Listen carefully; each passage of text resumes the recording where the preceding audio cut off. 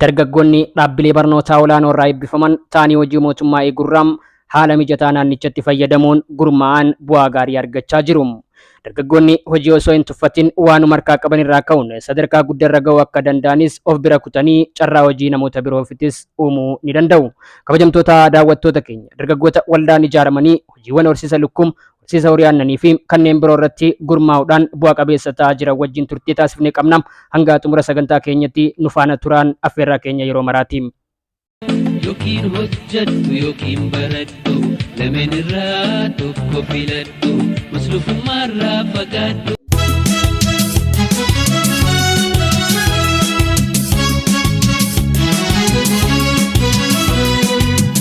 Waldaan Daawit Fiqirtaa jedhamu waggaa tokko dura lukkuu 500 fi kaapitaala xiqqaan hojii eegale. Yeroo ammaa immoo lukkuu 4,000 ol raabsuu irratti kan argamanii fi kaapitaala qarshii 700,000 hanga miiliyoona 1 argatu dubbatu. Hayyee maqaan kiyya Daawit Abdiyyeen jedhama. Maqaan waldaa keenya Daawit Fiqirtaa jedhama. Horsiisa lukkuu irratti gurmoonnee dalaguutti jirra. Ifa gurmoonne moo amma tana dura gurmoonne turre waldaan keenya faabiraa ture. Amma tana akka haaratti ifa gurmoonne amata tokko ta'uuf jenna.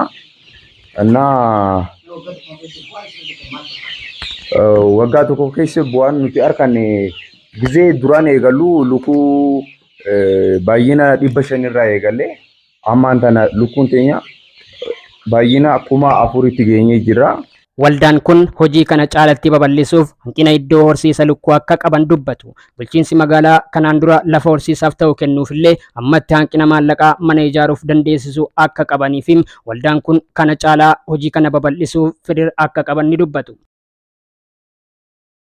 Hanqina ammaan tan nuti qabnu bootaadha. Bootaa hin qabnu mana kiraa keessatti jirra. Manni illee nurraa xiqqaatee jira. Kana hanqinni akka mootummaan bootaa bal'isee nu kennuu fi akka deeggarsee maallaqaa fi bootaa.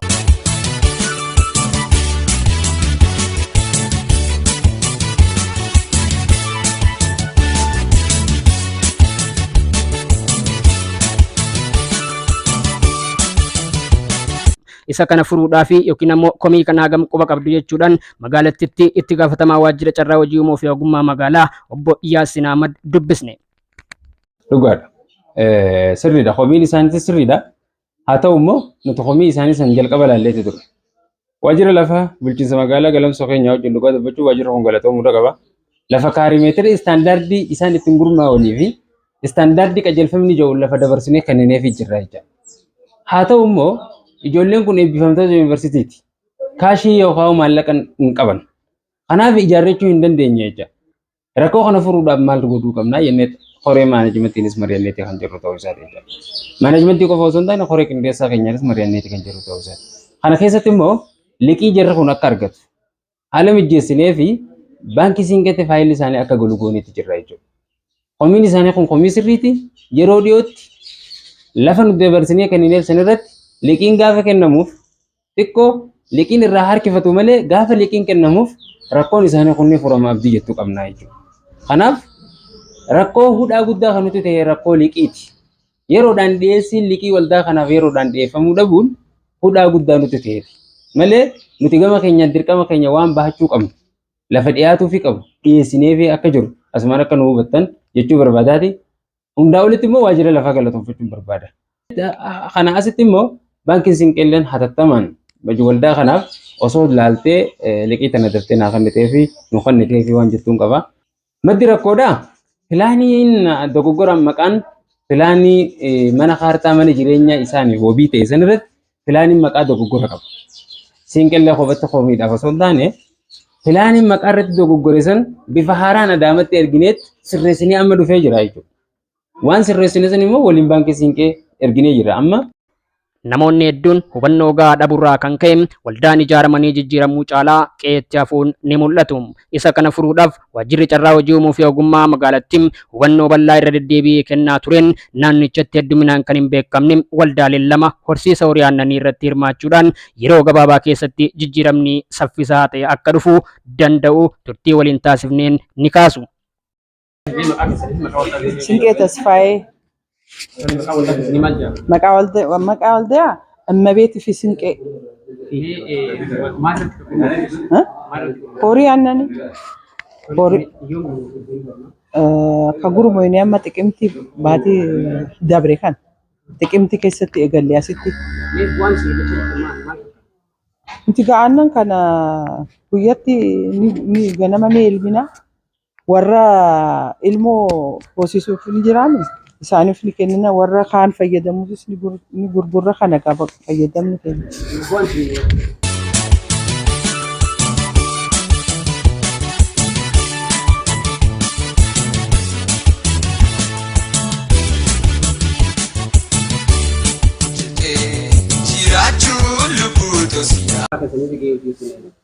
Maqaan keenya maqaa waldaa keenyaa waldaa Araboo fi Leencoo fi hiriyoota isaaniiti. Waldaa kun agartan horsiisaa horii aannanii irratti hundoonne haala kanaan hojjetaa jirra. Hundoonne amma ji'a 3 kana ni ga'a, ji'a 4 ni ga'a. Waldaa haaraa ji'a 4 ni ga'a. Waan kana wanni nu kaasee karaa gurmuun kan godhe waajjira himaataati. Hubannoo nu kanneen duraan manumatti haala kanaan nyaachaa turre haala kanaan miti bifa saayinsawaa ta'e kanaan gurmoottanii hojjetuu akka qabdan jee manatti dhufanii nu gorsanii karaa waajjiraa nu geessanii harka qabanii bifa kanaan nu gormeessanii hojii kanatti kan nu galche waajjira himaataati. Haala kanas nu mijeesse. Yookiin hojjettu yookiin baradhu lameen irraa tokko filadhu maslufummaarraa fagaadhu. Fakkeenya godhadhu meefira heetumaa yoo hojjechuu baattee. Dargaggoo Ibsaa Uummat Umar hojii gaggeessaa waldaa horsiisa horii aannanii Araboo Leencoo fi hiriyootaa yoo ta'u namoonni hojii tuffatu hojiin isa akka tuffatu beekee hojii kamiyyuu kophaa fiignee of dadhabsiisuu osoo hin taane waan qabnu walitti finnee yoo gurmoofne bu'aa guddaa argachuu dandeenya jedhu. Hundi dura hojii tuffachuu dhabu. Hojii tuffatuu baannaan hojiin ni jira. Hojiin guutuudha. Hojii tuffatuu baattee hojii san qabattee abbummaadhaan itti aannan hojiin bu'aa hin qabne hin jiru. Hojiin bu'aa hin qabne hin jiru. Hojii sana aannan malee dhoqqee isaatti yoo gurgurte bu'aa guddaadha. Kan irraa argattu kana fuuldura kana waliin agarru ta'a. Hojii tuffachuu dhabuudha waan dura.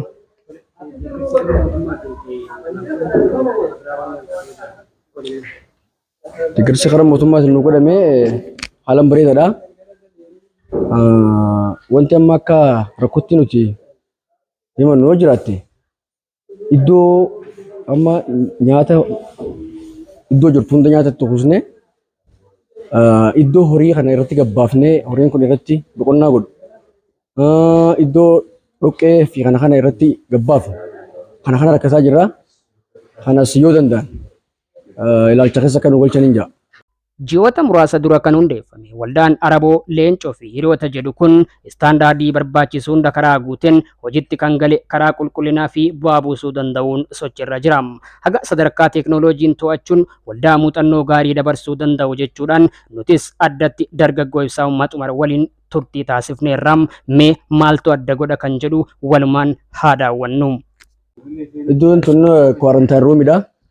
Horiin akka tasaa achi keessatti yoo dhukkubni tokko horii tokko qabe horii kaanitti dabarsa waan ta'eef akka horii kaanitti dabarsee horii hunda hin faalle ruumii kophatti horiin itti dhukkubsate itti baafamu.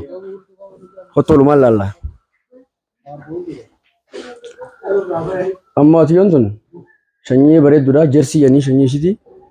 Ni dhukkubsattee lalqaamni ishii ni maama fayyitee jirti already.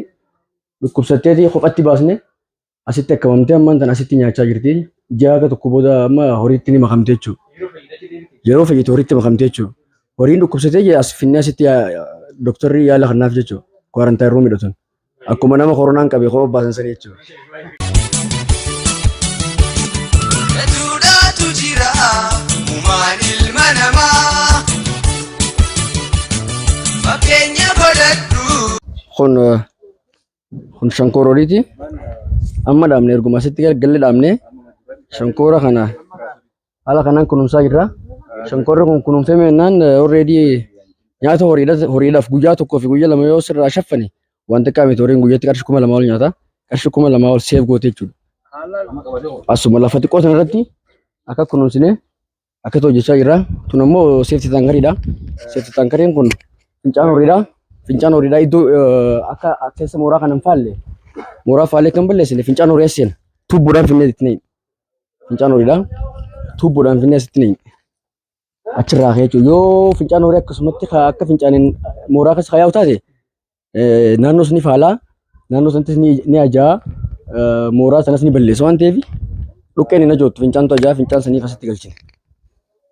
Yookiin hojjedhu yookiin baradhu lameen irraa tokko filadhu muslufummaarraa fagaadhu.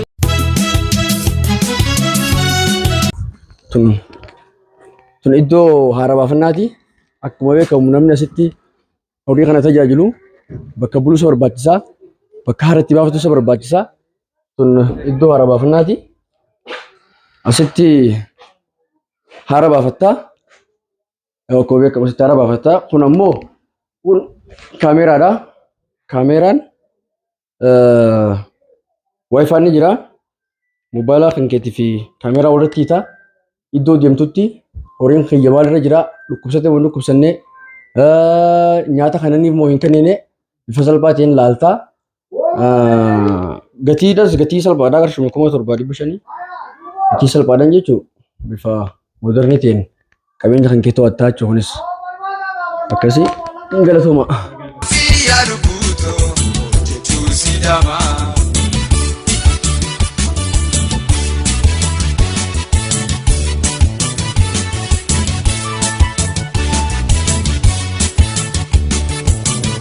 Bara kana keessa hojiiwwan gama kanaan jiru adda baasuus ta'ee dargaggootaaf haala mijeessuu carraa kana babal'isuu keessatti waajjirri carraa hojii uumuu fi ogummaa dargaggoota 1,400 ol gurmeessineem hojiitti galchuu dandeenyeerraa jedha. Maqaan kiyya Yaasin Ahmadiin jedhama. Itti gaafatamaa waajjira carraa hojii uumuu fi ogummaa bulchiinsa magaalaa Galamsooti. Tolee, gama carraa hojii uumuutiin bara 2016 keessa calallii dargaggoota warreen carraa hojiidhaa argachuudhaaf fedhii qaban calallaa kan turre ta'uu isaa jechuudha. Calallii kana keessatti immoo karoora keenya nama 1,195 yoo ta'u hanga irratti calalamee hojii keessa itti galamaa jiru kun 1,400 nama 4tu calalamee hojii keessatti akka hojii keessa galan godhamee jira jechuudha. Kana keessa hanga ammatti waldaa 98 miseensa immoo 598 kan hojiitti gale ta'uu isaati jechuudha. Kana keessa immoo waldaalee inisheetiiviidhaati wajjin wal qabate inisheetiiviin horsiisa horii kanniisaa, horsiisa horii aananii, kanniis lukkuu kan hojjechaa jiru ta'uu isaati jechuudha. Kana keessatti immoo kilaastara horii aananii akka magaalaa keenyatti waliin ta'iinsa waajjira lafa bulchiinsa magaalaa Galamsoo wajjin ta'uudhaan lafa inisheetiivii horsiisa horii aananiitiif ta'u lafa duraan Waalaataa'oo jedhamu. Har'a immoo waajjira keenya jalatti gale labsiidhaan labsii mootummaa bara 2015 mootummaan baaseen gara waajjira keenyatti dabalame keessatti kilaastara 2 qopheessuudhaan horii gara horii 22 carraa hojii namoota yoo xiqqaate nama 24f dhaabbiidhaan waldaa 2 carraa hojii yerootiin nama 18 carraa hojii qaxarrii garaagaraa achi keessatti raawwatame horii tajaajilu waardiyyaa kan nyaata qopheessu kana hunda walitti dabalatee toora nama 40tiif carraa hojii uumee kan jiru ta'uu isaa jechuudha. Kun horsiisa horii aananii qofa irratti akka ta'e asumaan akka nu hubatamu gochuun barbaada. Inni biraadha horsiisa lukkuuti jechuudha. Akkuma beekamu mootummaan jijjiiramaa inisheetiivoota gadoo bu'an kana keessatti inisheetiiviin lukkuudhaa isa tokko jechuudha. Kana keessatti eebbifamtoota yuunivarsiitiidhaa inisheetiivii kana keessaa gahee olaanaa qaban. Inisheetiivii waldaa Daawit Fiqirtaa fi hiriyoota jedhamu keessatti eebbifamtoota ijoollee kun hundinuu. Dhiiraa afur dubartii takka waliigala 5 qaba. Lukkuu bara kana marsaa 6ffaa toora lukkuu 40,000 magaalaa kanaaf dhiyeessuu danda'aniiti jiran jechaadha. Kanatti aansee waldaa Abdumalik Faatimaa fi hiriyoota kan jedhamu asfaaltumarra isinis yeroo dabre daawwachuu dandeessanii isaan kunis galgala tokkoon qarshii 200,000 lukkuu qarshii 400,000 Bishooftuurraa dhiyeessee galgaluma tokkotti warri Daaroo Labookaa warri Machaaraadhaa dhufanii inisheetiiviidhaaf barbaadan waan ta'eef qarshii 200,000 tirfii. Dhimmoota akkanaa wajjin wal qabate akkasumas waldaan gurmaanii hojii keessa jiran gaaffiiwwan muraasa kaasan dabalateem bulchiinsi magaalattii hojii dhabdummaa hir'isuu fi waliin gahinsa carraa hojii irratti maal hojjetaa jira kan jedhuuf itti gaafatamaa waajjira kantiibaa bulchiinsa magaalaa Galamsoo obbo Takkaalenyi Tamasgeen waliin turtiin goone kunooti. Tole maqaan kiyya Takkaalenyi Tamasgeen Tolasaan jedhama. Itti gaafatamaa waajjira kantiibaa bulchiinsa magaalaa Galamsooti.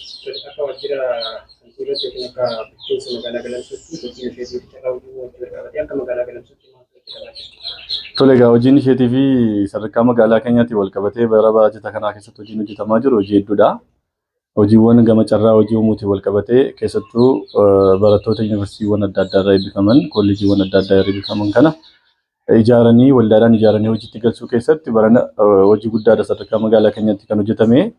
Yeroo kana jennu eebbifamtoota yuunivarsiitii fi kolleejii qofa osoo hin ta'in sanaa gadis warri jiran waldaadhaan ijaaramanii gara hojiitti seenaa jiran. Isaan kana keessaa akka fakkeenyaatti kaasuu kan dandeenyu horsiisa lukkuutiin wal qabatee oomisha dammaatiinis wal qabatee gaagura ammayyaa fi gaagura aadaatti fayyadamanii isaan kun irratti gurmaa'anii hojii hojjetaa jiran. Isaanis bu'aa isaa dandamachuu galanii jiranii.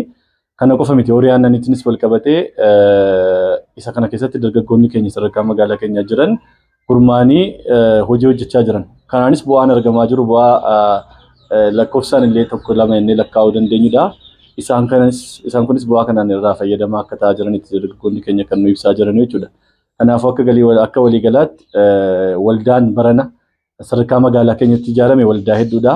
Dargaggoonni hojii dhabaa illee ta'anii magaalaa keenya keessa jiran 10,000 ol ta'an waldaan ijaaramanii hojiitti galanii kaanis bu'aa qabeessa ta'anii bu'aa isaa dandamachaa jiru. Kaanis immoo hojiitti seenanii yeroo gabaabaa keessatti jijjiirama akka agarsiisan abdii qabanii hojii isaan hojjetan irraa bu'aa akka isaan fidanis nuti salaallee abdii qabna. Kanaaf akka bulchiinsa magaalaatti akka waajjira carraa hojii uumuuf ogummaatiin qindoomnee hojjechaa jirra waan ta'eef nutis gama keenyaan deeggarsa gochaa kan jiru ta'uu isaati jechuudha.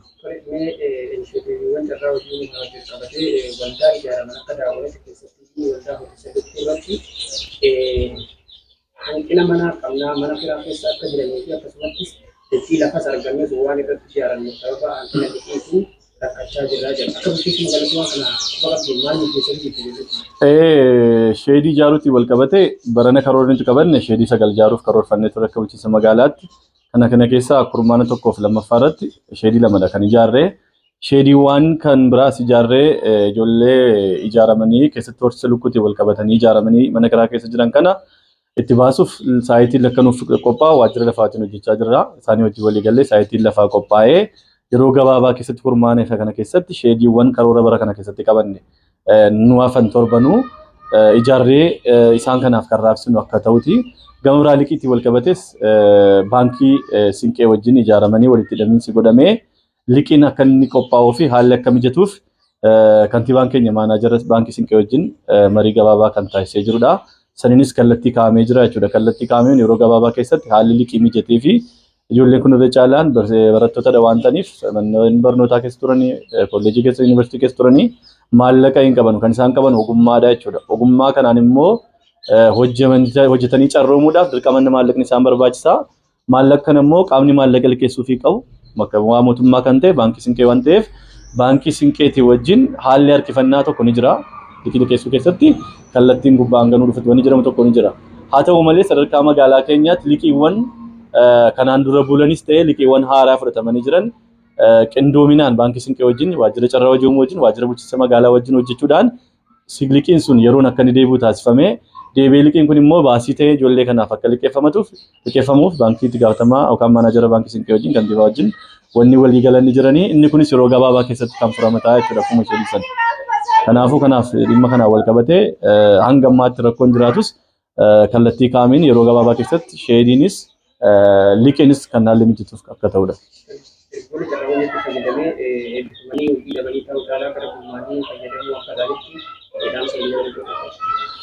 Egaa akka bulchiinsa magaalaa Galamsoo barana hojii bal'aadha kan hojjechaa jiru. Amma waldaan ijaaramanii dhaabbataan hojiitti kan galan qofa osoo hin ta'in piroojeektiiwwan adda addaati magaalaa keenya keessatti kan hojjetamaa jiru. Kobilistoonii wal qabatee addabaabaa yookaan daandii marfataa wal qabatee bo'oo lolaa yookaan diichii kan kana fakkaatan daandii haaraa keessa korotaa hafuu saaquu kan kana fakkaatan hojiiwwan bal'aadha kan hojjetamaa jiran jechuudha bara baajata kana keessatti naannoo miilee